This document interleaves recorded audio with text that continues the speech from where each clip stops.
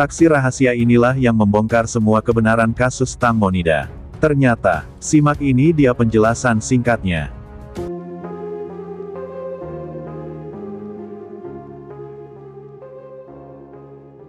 Saksi terakhir dalam kasus kematian Tang Monida akan segera diperiksa sebelum kasus ini akan ditutup pada akhir April ini. Sosok saksi terakhir dalam kasus kematian Tang Monida inilah yang masih dirahasiakan diindikasikan bahwa kematian artis cantik tersebut mengarah pada perampasan nyawa.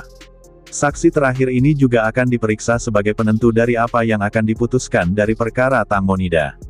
Saksi terakhir ini mengatakan bahwa dirinya memiliki dugaan kuat bahwa Tang Monida tidak jatuh akibat kecelakaan melainkan ada indikasi yang mengarah pada kesengajaan perampasan nyawa.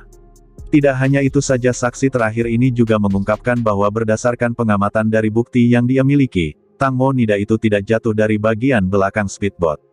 Pengacara Decha mengatakan bahwa sosok saksi terakhir ini akan menjadi kunci kasus Tang Monida.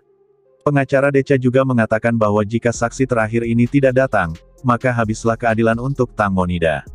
Dalam kasus kematian Tang Monida ini, pengacara Decha yang merupakan kuasa hukum dari Ibu Panida menyampaikan bahwa penutupan kasus kematian artis cantik ini telah resmi ditunda. Yang pada awalnya akan diumumkan pada Senin tanggal 18 April tahun 2022 namun ditunda hingga tanggal 22 April tahun 2022. Semua hal tersebut dilakukan alasannya karena penyidik polisi masih akan memeriksa bukti dan saksi terakhir yang menjadi kunci untuk mereka menyimpulkan kasus Tang Monida.